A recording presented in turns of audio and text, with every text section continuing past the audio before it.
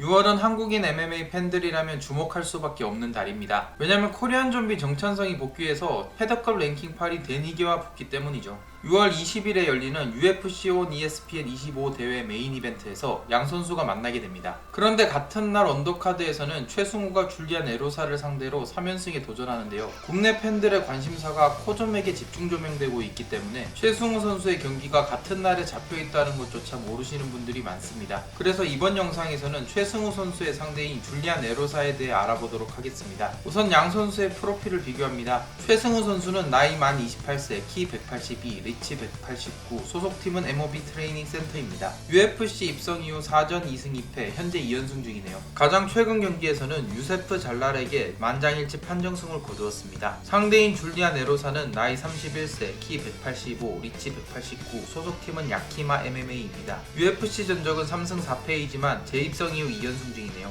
가장 최근 경기에서 네이트 랜드웨어에게 1라운드 TKO 승리를 거두었습니다. 양 선수 모두 UFC에서 패배를 먼저 맛보고 나서 최근에 좋은 흐름으로 넘어온 상황이 되겠네요. 우선 줄리안 에로사라는 선수를 이해하려면 전반적인 커리어를 먼저 보는 것이 맞다고 생각합니다. 에로사는 KG 스포츠라는 중소단체에서 16승 2패라는 준수한 성적을 거두게 됩니다. 그리고 2015년 TUF 시즌 22에 참가하여 3연승을 거두며 준결승에 올랐고 아르템 로보프라는 맥그리거의 부하를 만나게 되는데 맥그리거의 엄청난 응원 버프를 받은 맥용인에게 1라운드 왼손 훅 카운터를 맞고 KO패를 당합니다. 하지만 UFC는 에로사에게 한 번 더 기회를 줍니다. TUF 22 피날레 대회에서 마르친 위저색과 3, 4위 결정전을 주선했고 에로사는 이 경기에서 스플릿 판정승을 거두면서 UFC에서 활동을 이어가는 듯 했지만 곧바로 다음 경기에서 이시아라 테루토에게 카운터를 맞고 KO패를 하면서 UFC로부터 첫 번째 퇴출을 당합니다. 줄리안 에로사는 다시 중소단체를 돌면서 8전 6승 2패의 성적을 거둡니다. 그리고 백사장의 컨텐더 시리즈에 참가하여 자말 레머스를 2라운드 KO로 잡아내고 UFC와 다시 한번 계약에 성공하게 됩니다. 이 당시 백사장의 표정을 잠시 감상하고 가시죠.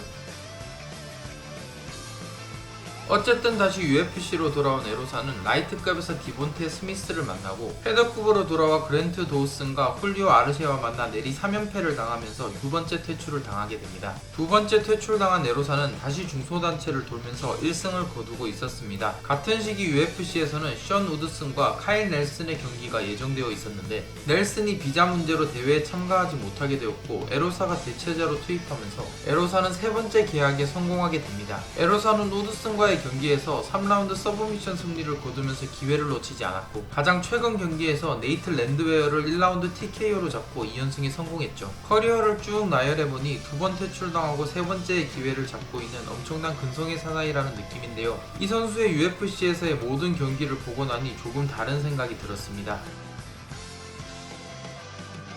줄리안 에로사의 전체 경기를 감상하면서 가장 눈에 띄었던 점은 이 선수의 스탠스입니다. 가드가 없다는 것이 특징인데 보통 노가드 선수들은 카운터가 특기지만 이 선수는 노가드 상태에서 먼저 뚜벅뚜벅 걸어 들어가는 요상한 싸움을 합니다. 타격을 셋업할 때는 나름대로의 헤드무빙이 있지만 타격을 칠 때나 타격 시도를 한 이후에는 헤드무빙이 별로 없습니다. 그래서 모든 경기마다 카운터나 큰 공격을 앞면에 허용하고 다운을 당하거나 KO 당합니다. 맥용인과 테루토에게 KO패를 당하고 첫 번째 퇴출을 당하고 나서도 이 스타일을 고치지 않았고 백사장이 컨텐더 시리즈에서도 먼저 다운을 당하는 모습을 보였습니다. UFC에 재입성한 이후에도 화력이 좋기로 소문난 디본테 스미스에게도 노가드로 덤비다가 초사를 당했고 훌리오 아르셰에게도 노가드로 달려들다가 3라운드 헤드킥을 허용하고 KO패를 당합니다. 3연패를 당한 이후 재입성에 성공하여 2연승을 거두었는데 최근 경기에서는 가드를 올렸나 궁금해서 다시 봤더니 가드를 올리기는커녕 가드 내리고 더 신나게 싸우더라고요. 다만 승리했던 이유는 상대의 화력이 약하거나 에로사가 난타전 상황에서 훅을 좀 더 많이 맞췄기 때문이었습니다.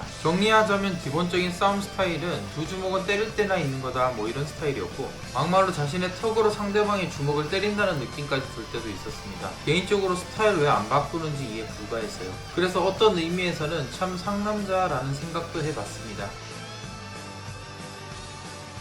스탠딩에서 약점이 많이 보였던 줄리안 에로사였지만 나름대로 주의할 점도 몇 가지가 보였습니다. 우선 안면 대주고 치고받다가 1라운드에 끝나지만 않는다면 크게 지치지 않고 3라운드까지 그 페이스가 그대로 간다라는 점이었습니다. 클린치 상황이나 그라운드 상황이 오면 끊임없이 서브미션을 노려주는 것도 특징인데 아마 이런 부분도 상대의 체력을 빼는 요소 중 하나가 되겠죠. 그래서 진흙탕 싸움 이후 체력전으로 끌고 가는 것이 에로사의 최대 장점이 되겠네요. 에로사에게 승리했던 그랜트 도우슨의 경우에도 2라운드 후반부터 굉장히 힘들어하는 모습을 확인할 수 있었습니다. 한편 기세를 타는 타입의 선수이기 때문에 스탠딩에서 상대가 뒤로 물러서게 된다면 헤드킥이나 플라잉 니킥 같은 큰 기술을 연발하는 것도 주의할 점이 되겠습니다.